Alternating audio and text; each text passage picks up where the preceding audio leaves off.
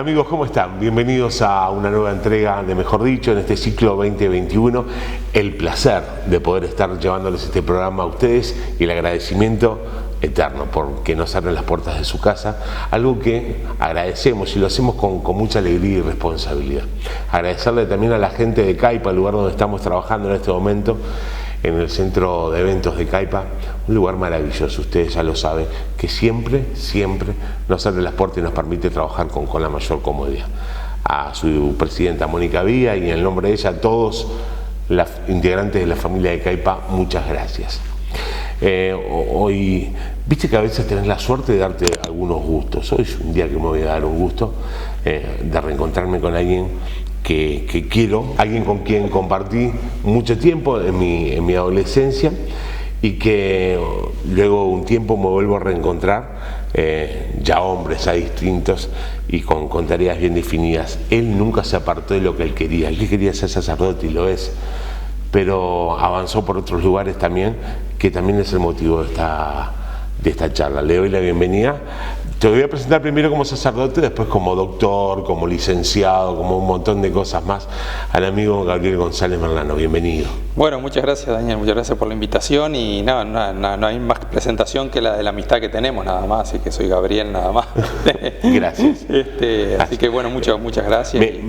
Me gusta mucho que estés porque más allá que yo te conozca de muchos años, que haya mucha gente que te conozca también, hay un montón de gente que no te conoce y hoy está muy bueno lo que vamos a conversar y son temas que a veces se presentan arriba de la mesa de la familia, se dan discusiones, familias que son crecientes, otras que no, el papel que juega la iglesia, el rol que tiene que jugar el Estado en algunas cosas. Hoy vamos a hablar de laicidad, vamos a hablar de la presencia de la iglesia, debe o no formar parte del Estado de la iglesia, hay un montón de cosas, pero lo vamos a hacer compartiendo la mirada de Gabriel, un hombre que lleva muchos años en esto. Vos te recibiste muy jovencito de sacerdote. Sí, con 25 años, ya hace 30.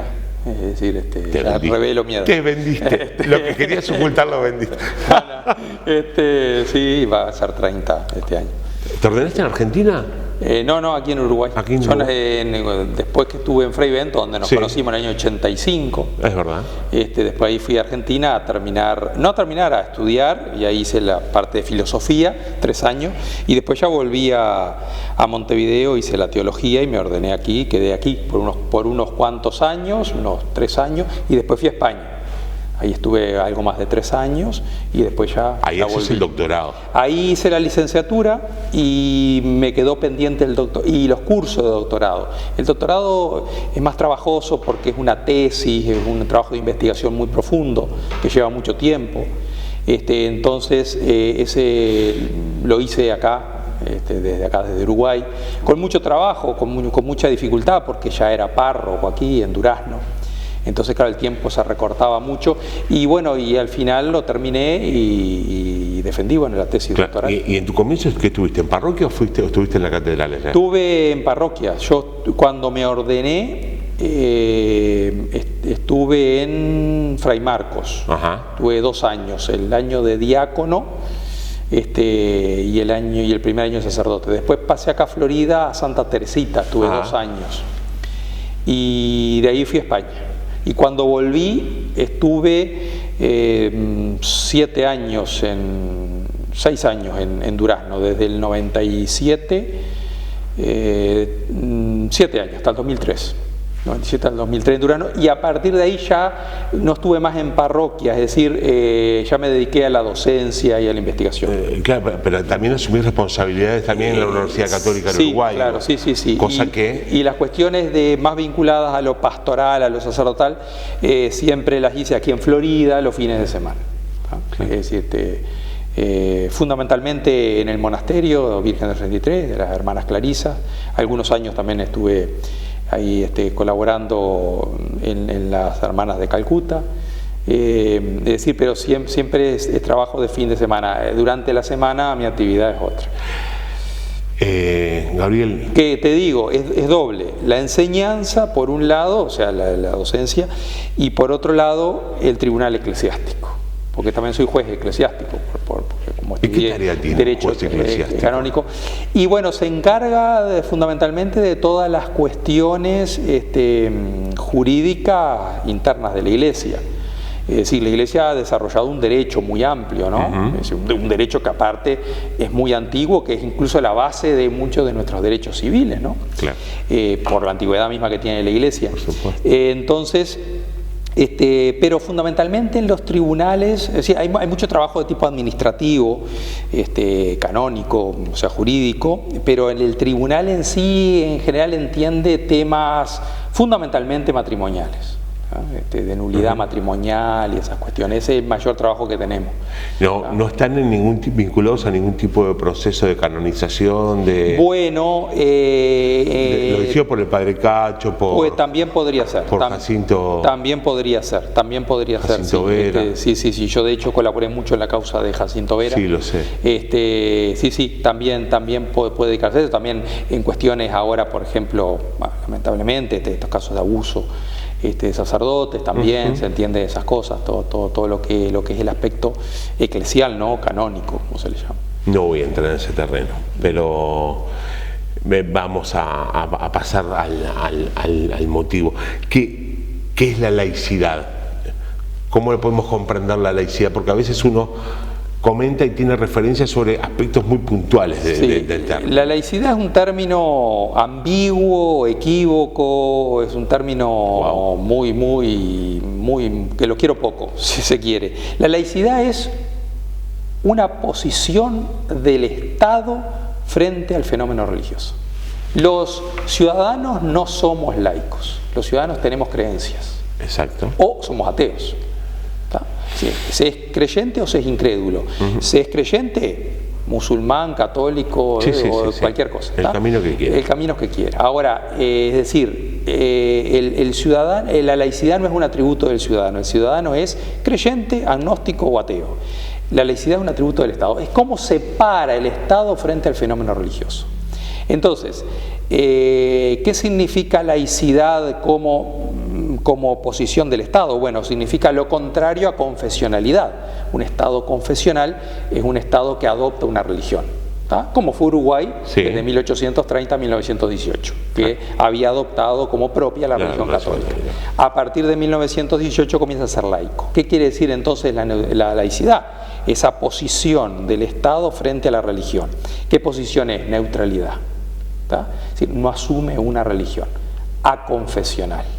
No es confesional, es aconfesional. No asume una religión. Ahora, ¿cuál es el tema? Y aquí entramos en lo que yo digo que es ambiguo, es equívoco. Porque muchos dicen, como es laico, como tiene que ser neutral, entonces la religión hay que borrarla. Otros dicen, no, como somos laicos, somos neutrales, la religión es un fenómeno más que está en la sociedad y tenemos como Estado que estar pendientes de ella, promoverla, ocuparnos de ella, como se ocupa de cualquier otro fenómeno social. Claro. Y también se dice que es laico. Entonces, el problema de Uruguay capaz que me estoy adelantando mucho, pero igual, el problema de Uruguay respecto al resto de los países del mundo es que entiende la laicidad como negación de lo religioso.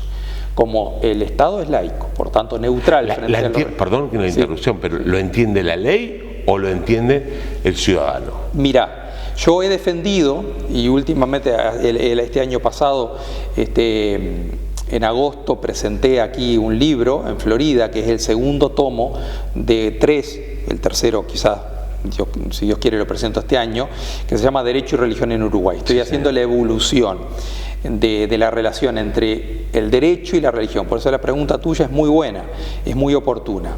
Porque si nos vamos a lo que dice la ley, el artículo 5 de nuestra Constitución dice, en ningún lugar dice que la religión tiene que ser negada, que tiene que ser ahí, digamos, soslayada, ¿no? Soslayada y arrinconada en el ámbito de la conciencia individual.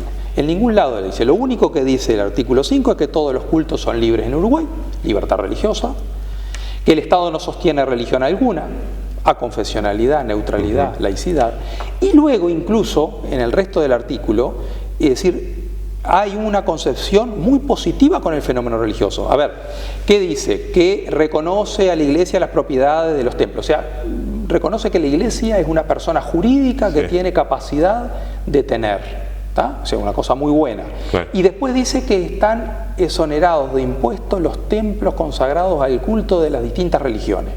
Sí, es un Estado que tiene una visión a nivel de ley, como decías vos, ¿no? La ley suprema, que es la Constitución, tiene una visión súper positiva de la religión. Tan positiva es que lo ayuda económicamente. Lo ayuda económicamente, le exonera impuestos. Entonces, ¿cómo que la religión acá tiene que estar replegada en lo privado? ¿Cómo es que la religión acá no se puede hablar? Si el Estado me está diciendo... le daría beneficios si no es bueno. Ahí está, el Estado no favorece nada que no sea para el bien común. No va a dar dinero, aunque sea en forma indirecta, ¿no? En forma de exoneración de impuestos, si las organizaciones no son para el bien común. A ver si el Estado no va a financiar una organización delictiva. Estamos con el sacerdote Gabriel González Merlano. Estamos disfrutando de esta charla, estamos recorriendo el camino de la laicidad, particularmente en nuestro país, y cómo eso nos puede afectar positivo o negativamente. Estás en Mejor Dicho. Vamos a hacer una brevísima pausa, sabes que es bien breve. No te vayas, no te pierdas esta charla, que la vas a disfrutar mucho. Vengan mis amigos, que la fiesta está acá, que esta noche rompan a cenar. ¿Te quedaste sin gas? ¿Necesitas una nueva garrafa? Llama ya al 4352-0776 de Florida Gas. De inmediato la llevan a tu casa. Lo podés pagar con todas las tarjetas de crédito. Son los únicos que aceptan tarjeta Nieves. Y si querés recargarla de 3 kilos, Florida Gas no te cobra el flete, solo pagás el gas. Cuando querés comprar, cambiar o recargar la garrafa, Florida Gas. 4352-0776 099-311-588. Qué bueno es contar con Pacheco Motos. Si necesito un repuesto, ni lo pienso. Voy a Pacheco y listo. Porque en repuesto para motos, si Pacheco no lo tiene, es porque no existe. Además, llevo mi moto al taller y me entregan los trabajos garantidos y en tiempo. Ahora también compro las bicicletas para toda la familia. Tiene decenas de modelos y al mejor precio de plaza. En Pacheco Motos saben de motos y también de bicicletas. Siempre con el mejor precio contado. Pacheco Motos, 18 de julio y Calleros, la esquina de las motos.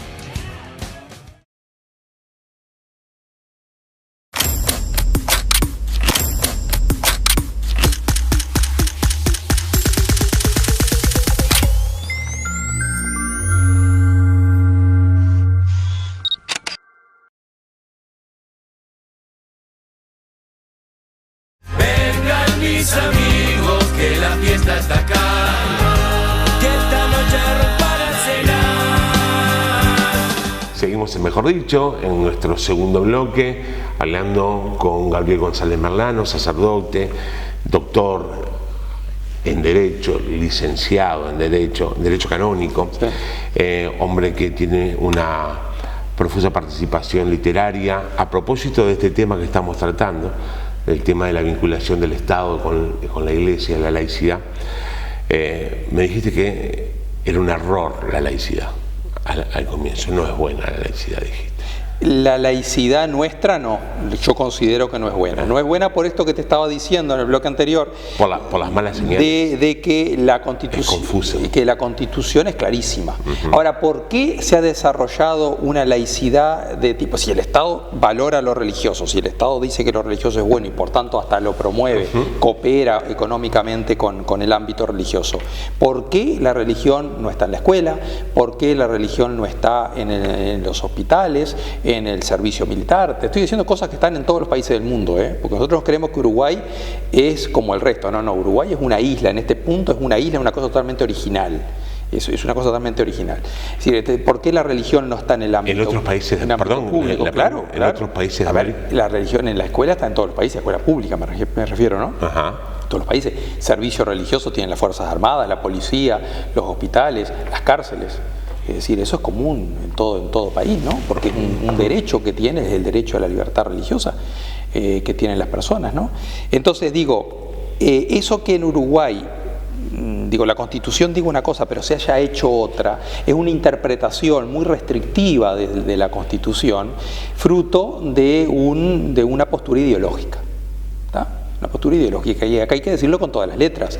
Aquí el que pensó el Uruguay del siglo XX ideológicamente fue Valle Ordóñez, un hombre totalmente contrario a las ideas religiosas, con una postura muy anticlerical, muy anticatólica, es decir, por problemas personales que él había tenido con la Iglesia, pero también una postura antirreligiosa en general, no solo con el catolicismo. Entonces, planteó una ideología laicista, es decir, el proceso de secularización más fuerte que tuvo Uruguay fue en el gobierno de dictadura de Santos, en el 1880, y luego en las dos presidencias de Valle Ordóñez a comienzos del siglo XX. Ahí fueron las leyes más anticristianas que pueda haber, o sea, leyes que todavía tenemos hoy son una barbaridad. ¿Ah? Es decir, ¿qué refieren, por ejemplo? Y por ejemplo, perdón la ignorancia. No, pero... está bien. El quitar las imágenes religiosas de los hospitales, por ejemplo, ¿no? La secularización del calendario. Que eso se hizo después de Valle, ¿no? Pero siguió, por eso digo, siguió esta mentalidad, ¿no? El hecho de que el matrimonio civil obligatorio, ¿tá? El matrimonio civil obligatorio, que supone la exclusión de la validez de cualquier matrimonio religioso. En cualquier parte del mundo uno se casa en el rito que quiere. Si quiere elegir el civil, bien. Pero si soy católico, voy y me caso el cura y ese matrimonio luego tiene efecto válido. Civil. Totalmente. ¿Tá? Pero aquí encima se agrega algo más, que si yo, sacerdote, caso a una persona por iglesia sin que se haya casado previamente por civil, voy preso. Eso es algo que solo existe en Uruguay y en todo el mundo. ¿Tá? Es decir, penalizar a un ministro religioso porque realiza un acto sagrado, solo porque no está autorizado por el Estado. ¿Tá? Es decir, bueno, después la secularización. No, pero está claro, el ejemplo está bien claro. Se entendió muy claramente. Las leyes son una cantidad, porque digo, había en ese momento entre 1860 pero sobre todo al comienzo del siglo XX hasta que se reforma la Constitución, prácticamente hay 2 o 3 leyes antirreligiosas por año, y muchas que no prosperaron. Por ejemplo, hay una ley que nadie conoce, que no llegó. Me parece a mí, gracias a Dios, que no se votó, pero que era una propuesta de Valle, era de quitar el día domingo, ¿no? Es decir, fíjate vos hasta qué punto llega ese ideal antirreligioso, como el domingo es Dominus, día del Señor, o sea, un día sagrado, quitarlo de la semana, o sea, era la creación de la semana de 6 días. ¿Tá?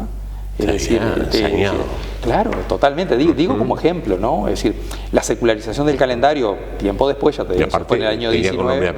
Era contra la católica, no era contra otra. Claro, sí, era la religión hegemónica y eso, ¿no? Y todo eso se hace mientras el Estado era confesional, todavía el Estado mantenía la religión católica como el oficial, y se dan el lujo de dar todas esas leyes anticatólicas, o sea que fue un proceso duro, y no se superó, porque la iglesia era muy débil, no estaba estructurada. El mismo proceso sucedió en Argentina, pero una iglesia muy fuerte, que pudo revertir eso.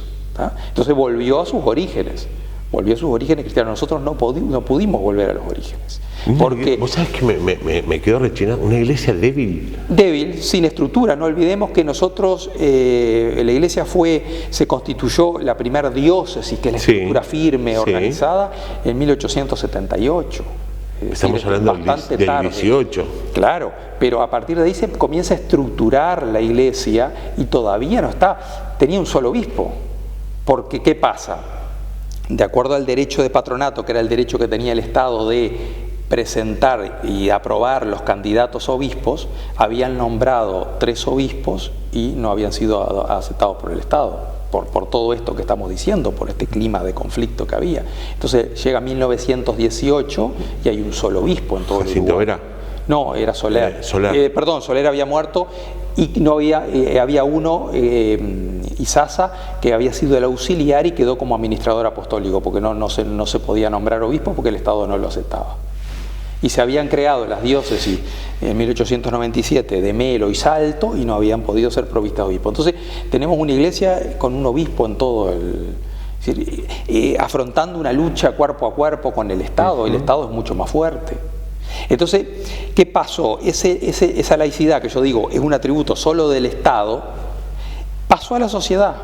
Y la sociedad también terminó creyendo que tenía que ser laica, claro, en definitiva, ¿no? Perdiendo... Sí. Si hay algo que tiene la sociedad uruguaya es una credulidad absoluta en relatos, no en hechos. Sí.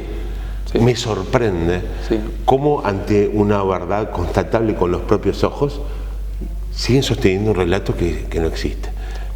Y hoy pasa eso. Me imagino 100 años atrás, claro, con una deficiencia intelectual, con cosas que... Tengo que hacer la última pausa. A la vuelta dijimos todas las cosas que nos podíamos haber perdido, pero ¿qué beneficios hubiéramos tenido si hubiéramos estado trabajando juntos, Estado e Iglesia, caminando juntos? Porque por ahí ayuda a darle luz. ¿Por qué uno me va a defender esto de 100 años atrás, de 103 años atrás? ¿Por qué está defendiendo esto? Alguna razón lógica y de peso hay. Algún beneficio social tiene que haber. La pausa. Yo sé que estás tan interesado como vos, como yo, en que pase rápido. Dale, seguimos. Vengan mis amigos, que la fiesta está acá, que esta noche rompa la cena. ¿Te quedaste sin gas? ¿Necesitas una nueva garrafa? Llama ya al 4352-0776 de Florida Gas. De inmediato la llevan a tu casa. Lo podés pagar con todas las tarjetas de crédito. Son los únicos que aceptan tarjeta Nieves. Y si querés recargarla de 3 kilos, Florida Gas no te cobra el flete, solo pagás el gas. Cuando querés comprar, cambiar o recargar la garrafa, Florida Gas. 4352-0776 099-311-588. Qué bueno es contar con Pacheco Motos. Si necesito un repuesto, ni lo pienso. Voy a Pacheco y listo. Porque en repuesto para motos, si Pacheco no lo tiene, es porque no existe. Además, llevo mi moto al taller y me entregan los trabajos garantidos y en tiempo. Ahora también compro las bicicletas para toda la familia. Tiene decenas de modelos y al mejor precio de plaza. En Pacheco Motos saben de motos y también de bicicletas. Siempre con el mejor precio contado. Pacheco Motos, 18 de julio y Calleros, la esquina de las motos.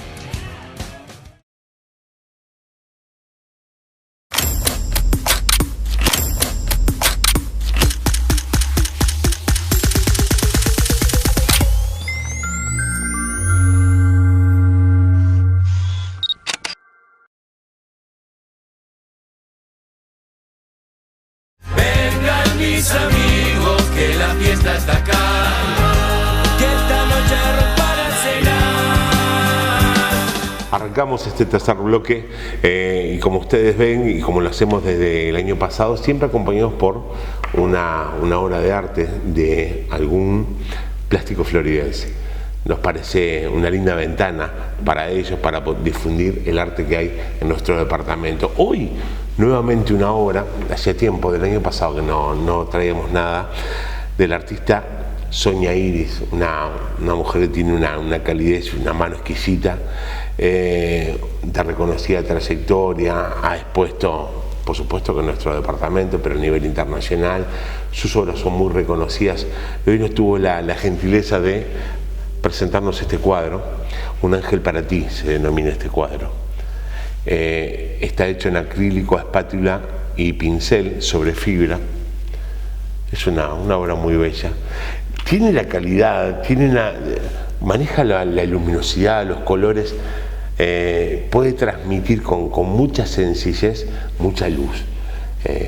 Cada vez que uno se para frente a una obra de Sonia, se regala un momento de disfrute. Esta obra, como tantas otras, pueden ser tuyas. Y yo lo que quiero es, si te interesa, que te comuniques con ella al 091-813-122, lo repito, 091-813-122, y ahí personalmente podés recorrer, conversar con ella y bueno, llegar a coordinar para ver su obra. Es una exquisitez entrar a la casa de Sonia. Cuadros, no hay un lugar donde no haya un cuadro, se renuevan porque se los compran, pero tiene una casa con luz, con mucha luz. Acaba de pintar en unos pocos días para su ciudad, pero me pareció, cuando me lo ofreció para hoy, inmediatamente un ángel para ti, un regalo. Para el alma y para todos aquellos que nos están viendo y nosotros que lo estamos pudiendo disfrutar en vivo. Repito, 091-813-122. Seguimos adelante conversando con Gabriel y seguimos, ahora nos viene la parte de, bueno, le pusimos el tema sobre la mesa, hablamos de qué hizo el Estado en todo este tiempo, por qué se separó, qué nos perdimos. ¿O qué se perdieron algunos? Claro. En primer lugar, con la separación no perdimos nada, sino que ganamos todos, porque la Iglesia ganó mucha libertad. No es bueno, no son, por lo menos en nuestra cultura occidental, Europa, América, ¿no? No es buena la confesionalidad, no es buena que los estados estén unidos a la religión. Los estados tienen que ser neutrales, como decíamos, laicos bien entendido, ¿no?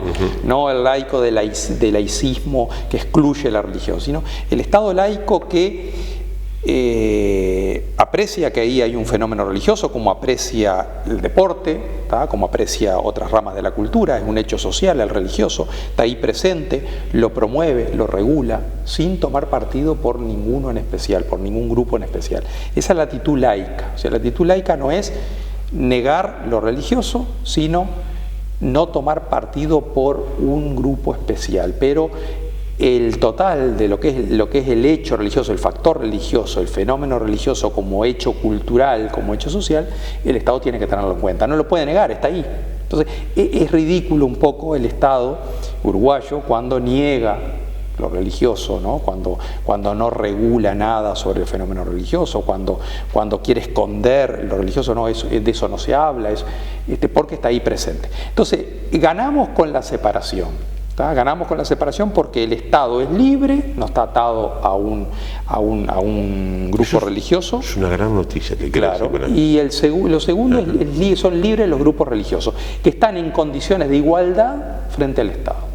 No hay ninguno privilegiado. Y como seres individuales, ¿qué nos perdimos cada uno? Ahora, la sociedad uruguaya se perdió mucho porque, como te decía, esa laicidad mal entendida, mal ejercida del Estado permeó la sociedad. Y la sociedad terminó transformándose también en agnóstica, si se quiere, ¿no? Más allá de que cada uno tiene su confesión religiosa. Pero si vamos a Uruguay, tiene un 40%, un 20% entre agnósticos y ateos, es muchísimo. Y otro 20% de creyentes sin religión. Si es un 40 y poco por ciento, o sea, casi la mitad de la población que no concibe como parte de su vida el fenómeno religioso. Eso no existe en ningún otro país. Entonces, ¿qué nos perdimos? El aporte justamente de la religión en ese ámbito humanístico, en ese ámbito ético, en ese ámbito moral. Al separarse tan tajantemente el Estado de haber relegado el ámbito religioso, tuvo que crear una ética distinta, una moral distinta, una moral republicana, pero es una moral materialista, poco trascendente. Entonces la dimensión trascendente de la vida, por ejemplo, queda totalmente excluida en nuestro universo cultural uruguayo. Es decir, somos terriblemente positivistas, es decir, materialistas, o sea, nos gusta aquello que tiene comprobación científica, el derecho no tiene ninguna base moral, basta que una mayoría diga tal cosa y eso ya se aplica, o sea, sin saber si es bueno o malo, es decir, perdimos de referencia, al perder la referencia de lo trascendente, se pierde muchas veces la referencia de lo bueno y de lo malo. Es decir, lo que en derecho es clave, el positivismo jurídico, o sea, el derecho es la norma material que una mayoría da, pero esa norma es buena, es decir, sirve para la sociedad, Es decir, ¿en qué, la mayoría puede ser un hecho histórico puntual, nada más. Nada más, dentro de 20 años puede derogarse. Y no te asiste razón por ser mayoría. Claro, ahí está, por ser mayoría no te existe razón. O sea, tiene legitimidad pero no tiene verdad. Si se perdió esa base ética, base moral que da la religión. Yo el otro día, acá en un programa también de televisión que me invitaron, hablaba del suicidio. Sí. ¿Por qué Uruguay tiene tanto suicidio? Más que cualquier otro país de América, y está de los primeros en el mundo. Hablabas. Y porque es lógico, para mí uno de los factores, la carencia espiritual. Es la carencia espiritual, porque si hay algo que da sentido a la vida es la religión. Sin la religión, sin ese sentido trascendente de la vida que da la religión, uno se muere de claustrofobia en este mundo. Hay pocas cosas que den tanto sentido, esperanza, confianza, perspectiva, fuerzas para seguir luchando como la religión, como la fe. Como la fe. Entonces, se perdió mucho Uruguay. Se perdió también el aspecto social, porque la Iglesia aporta mucho socialmente. Sí, yo siempre recuerdo en el 2002 el impacto que generó el trabajo de la Iglesia como colchón social. Sí, sí. Frenó la pérdida de muchos uruguayos. Sí, educación, sanidad. La iglesia, hablo de las iglesias. Todas. Porque, por favor, si no hubieran estado. Sí, sí. ¿Qué papel que jugaron? Sí. Lo que es en la educación, en la sanidad, en los ámbitos digamos, de asistencia social, es impresionante. Entonces digo, esa separación, todo eso. O sea, ¿por qué se perdió? Porque aunque estén separados, los fines son los mismos que tiene la iglesia y las iglesias como organizaciones, y el Estado son los mismos. La persona. ¿Está? Es decir, el crecimiento de la dignidad de la persona. Entonces, te voy a comprometer a pronto volver. ¿Cómo no? Me parece que son temas que en lo personal, y acá me pongo en caprichoso, me gustaría que estuvieran sobre la mesa de las familias. No para llegar a una conclusión, sino para analizarlo. Y que quede en cada uno, ¿no? Porque el trabajo es individual. La fe, nosotros podemos compartir la fe, pero tu fe es tuya y mi fe es mía. Y este es un trabajo personal, como el creer o no creer. Claro. No importa de qué lugar te pares, pero siempre es bueno que tengas más argumentos a la hora de definir las cosas. Yo te agradezco mucho que hayas aceptado compartir este tiempo. Gracias por tu sabiduría y por aportarla para nosotros, y ojalá pronto podamos volver a conversar de este y otros temas más que estoy seguro que nos hace muy bien presentarlo. Hay que hablar de esos temas. No se habla y hay que hablar. Hay que hablar. Como callamos el suicidio y nos asustamos con los números, bueno, hay que visualizar los problemas que tenemos para poder enfrentarlos. No podemos enfrentar lo que no vemos. Claro. Por eso hay gente que sale con tapabocas y piensa que está salvado, lo usa acá. ¿Qué vamos a hacer? Gaby, gracias. Gracias a vos, Daniel, un placer para mí hablar de estos temas y hablarlo con vos. Así que muchas gracias. Un placer. Seguramente lo van a querer volver a disfrutar mañana, si nos están viendo por demás, en el mediodía, y si no, las reiteraciones de TLR a las horas que el canal dispone. Que pasen muy pero muy bien. Fue un placer trabajar para ustedes. Chao.